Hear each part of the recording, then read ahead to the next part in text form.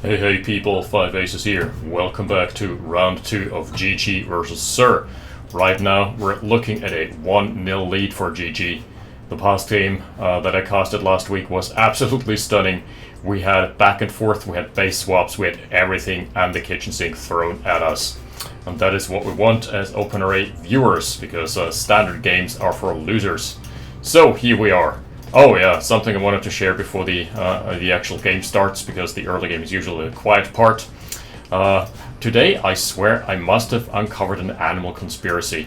Never quite seen anything like this. So, as I think I may have told you previously, I did agree to practice for a half marathon run with a friend/neighbor of mine, which was already kind of a bad idea. So I started practicing morning runs, and I did an extended round today up to the lake. And on the shores of Lake Constance, for the first time in my life, I saw more than one beaver. In fact, I saw 10 beavers congregating.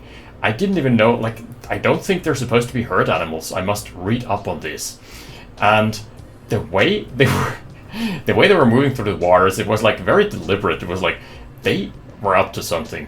So yeah, the great beaver conspiracy of 2025. If anything happens to me, just look in the next dam or ditch for my body. I hope not. Alright, with that, let's get the game underway. Wait a sec. Didn't I cast this game before? I think I must have used the wrong replay. Okay, mission abort. We're gonna take a look at the other one. So you get to look at the replay client of mine. Crownsbury.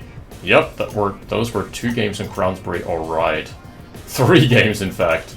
So, let's start with this one. They're out of order, I guess. That's fine. Right, GG as Germany, Sir as Ukraine. And we are basically gonna have the same setup once more. And that's why I got so confused. The maps were just absolutely identical. Right, past the runtime, I guess. So, is there any build divergence this time around? Racks and racks. No cheese just yet. No cheese detected. We've seen some success from Grenadiers, but that was against Unano. So, Sir this time around opting to stay put a little bit. And going engineer first, in fact. This is a kind of a risky proposition, but the rush distance is quite extended, so it's a long lane, plus you get to move around those beautiful castle ruins, which did not used to be part of the original asset list. But they are gorgeous. We're going to take a look at them once more as the early game unfolds a little bit. So yeah, what's been happening in other news? Oh, wait a second. There is Grenadiers. Okay, we're cooking. Yeah, so I'm getting back into school prep, unfortunately, so my limited spare time is going to be limited even a little more, but I'm still going to manage to squeeze in a couple casts, and I've had a blast casting Rise of the Reds as well. So, oh my goodness, is that going to be one of the legendary engineer kills with a Grenadier? No, sir, they have been revealed. This was move command. Yeah, good night, sweet prince. Those Grens ain't connecting to anything. So really good awareness from GG, despite the Grenadiers not firing off a volley. They have been uncovered. Their cover has been blown. RIP. They're still around somewhere, still sharking around. Honestly, if I were GG, he's on double rev. I would just queue up the pillbox. Doing a fake Van move. So Van must be... Oh! He just moved the Grenadier, so he just moved the Engineer, so he probably knows about this. Yep. Yes, sir. He's moving in the hit squad just to ward off any more rushes. And, in fact, they have been sniffed out. RIP. Pop goes the Gren. Wait, there is still one surviving. I mean, this one doesn't have enough punch by itself to meaningfully damage the base. But, as is the case in OpenRA and used to be the case in Command & Conquer Red Alert as well, power plants give power output proportional to their health bar. So even if you manage to damage it, it is going to decrease the power output by quite a margin. And that's not the case for generals and such. There it's just, you know, either, it's very binary. Either it produces at full capacity or it doesn't. And then there's China, where you can just overload the nuclear power plants for no good reason at all, other than to temporarily increase power output by 50%, but that's like a very desperate measure. Okay, the Grenadier is still waiting in the wings. This has been a quiet early game. Jeez! 4 barracks, 2 refineries, 1 war factory. That is gonna be 1 game plan. No! No! This is just greatly confusing me right now. It's looking like he's preparing an all-in rush, but at the same time he's building a service depot. Plus a late-ish light vehicle. So this is standard play, but with 4 barracks. I'm not sure if he has the economy to sustain this right now. It's on 5 harvesters as Sir, but GG's on 3 only.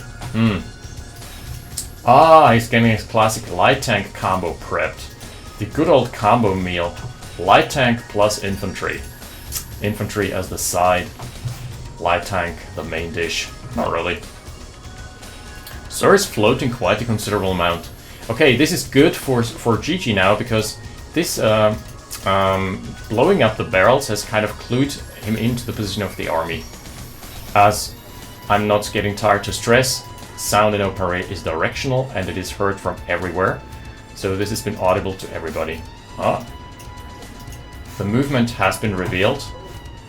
There is gonna be an attack move onto the base. Is he ready? Is Sir ready for this? I don't think he is.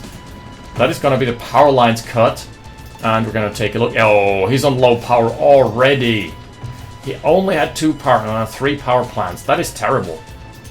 And now the war factory is under siege. It's like, oh my goodness. There is no MCV coming out now. Oh, this is a dire situation. Great push thus far. And the heavy tanks are getting eaten up as well. They're getting chewed through. Oh my goodness, the army of GG standing tall. They were just too scattered, the forces of Sir, that is. And as a result, the entire main base gets wiped in one fell swoop. He's sending back the harvesters. That was a missed rally point. Oh my goodness. This has been absolute and utter devastation. Light tank's trying to connect now. Not getting more value, but that's fine. He has done the damage. Oh, and blowing up the refinery as well? No. Nope. Not just yet. Oh, this is long distance mining too. Sir had to reallocate his resources and cancel the expansion refinery. This is atrocious for him. Yeah, this game is looking very much on the wraps for GG. Oh my, is that going to be the 2-0? Starting to look like it. Sir definitely a bit under the weather. Good crushes on the roads. If you don't know, on the roads you get increased crush percentage. So never stay on the roads. That is going to be the 2-0 for GG. We're going to take a look at game number 3 in just a second.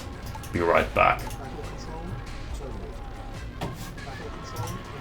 Alrighty, we are back after these messages, and this is once more going to be played out on Crownsbury, as has been evidenced by the first replay mess up from my side. Probably a playtest on this map, huh? So the factions this time around: Ukraine for Sir once more, and GG is going for Germany yet again. Okay, this seems to be a consistent theme, so deliberate faction picks looks to be the case. And rallied. Yeah, just a little well, Eric. Playing it very safe from both players. There is not going to be any more surprises coming in here. Just the question is, when do you build the engineer? Do you go NG first, as was the case for Sir last game? This time around, he's building a 5-stack first, and nothing too crazy just yet. Grenz, always a possibility. Last game they didn't really match up, but that tends to be the case for Grenadiers anyway. They usually outlive their usefulness past the 2-minute mark, because then you can always expect a base defense to pop up in your face, and that in turn just blows up Grenadiers. By the way, did anybody play the original campaigns in the original balance and found out by accident that about the range glitch? So for those of you who don't know, In the originals, Grenadiers could achieve infinite range with a glitch. You would essentially control fire the ground, and just the moment that the animation went off, you click on your desired target, even if it is 2 screens away, and then the grenade lobs 2 screens away. The only downside with this is that you must lead your shots because they I think they overshoot their targets a little bit, and the farther this goes, the more it scales. So you always have to basically do a little guessing game, a little artillery guessing game, but that was one of my preferred methods of cheesing the Soviet campaign. Just build a bunch of grens, build a bunch of walls, because the AI didn't know how to handle walls, and then just control fire your way to victory with Grenadiers from infinite range. That was the easiest way of clearing maps on hard mode. Even hard mode was not that hard in Red Alert. I'm also in the process of, as little as I get to actually play games rather than cast them. Sometimes I get like half an hour in the evening to play video games when my wife is asleep, which is like the case in 10% of days. And then I have started clearing the campaigns on hard mode, and in the remaster collection, that is. And if you don't know, the remaster collection has added balancing to both games. In Red Alert, the hard mode is super easy. It's just, stock standard. In Tiberian Dawn was never meant to be to have hard mode in the first place. So there, they just souped up the damage values and the health values for enemy units. And the Tiberian Dawn campaign is absolute and utter bullshit on this on the remaster collection. If you want to give this a try, the only way you can win is by cheese. And I've started painstakingly clear away the NOT campaign. It's a little better in the GDI campaign, because the NOT campaign has GDI planes with homing firebombs just constantly blowing up your stuff whenever you get to build something, and resources also sparse to begin with. You get those Tiberium fields and they never really regrow, and the only way you can reliably win this is by cheesing with walls and then with an NG APC drop. It's like, that's the way to clear 90% of the map, and even then it is sometimes really hard to not just die immediately. Okay, this is very similar to game 1 with the push from Gigi, but this time around Sir should be absolutely ready. He's gotten his 2 APCs up, he's gotten his line of defense. I mean, this is... yeah, APC is going down, but scouting information, very important here. And this time around there should be no way in hell that Gigi takes this push. Light tanks are trying to connect. Ooh, is he gonna lose a harvester though? That is gonna be the big question. Oh! 1 harvester down, so still a moderately successful push this time around. But getting some return kills on the rebound. GG and Sir. What about the harvesters are even this time round? Good retention on the APC. Yeah, and now there's a massive army advantage out for Sir. So this time around it's looking very good for him. He's got his condyard set up. He's got the expansion lines. He's economically ahead. Yeah, 5k. Even though the harvester numbers are even, he has just harvested a lot more. He's building an extra refinery here as well. So he's in a good spot. If he manages to not overcommit into rockets, because that's something we've seen before. He also has 3 racks, quote unquote, only. Sounds like a lot, but in fact it isn't. What's down there? Oh, that's an APC loaded with something. Are those rockets or are those grens? RV. Yo, rocket drop. Beautiful. Okay, how fast is the reaction time? Oh, not fast enough. There goes the first harvester. Beautiful, beautiful snipe. Pinpoint accuracy. And Gigi can't really do much here. If he sends the light tanks, just pop out the rockets and blow up the light tank in one salvo. Massive army advantage now here as well for him. I'm gonna take a look. Yep, only 3k, but still sizable. Sir is going for an extra Conyard here as well. He has figured out that Chi-Chi has figured out. So, good game though. I've got to say the APC drop was really, really nice. Well executed and retains his units as well. Man, that's a lot of light tanks. Chi-Chi is definitely the light tank guy for the time being. Kind of replacing Gatekeeper, I would say. Replacing the gap that Gatekeeper left when he exited the community without much fanfare, but you know, that's the case for many RTS players. Ooh, GG is moving out his Conyard. This could be a very dire situation. But the armor lines are not that great for Sir. He's only down to 2 APCs. I don't know, this could still be losable, despite the army advantage. Depends on how far forward, how much too far forward the light tanks are. He's moving back behind his economy lines. I don't like that. Also should leave some scouts behind.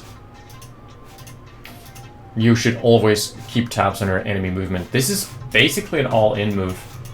Oh, beautiful! The rocket drop is back at it and has sniped yet another. And see how important those scouts are.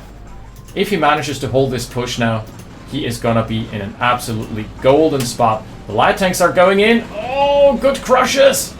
Very good crushes. Let's see how much damage can he inflict.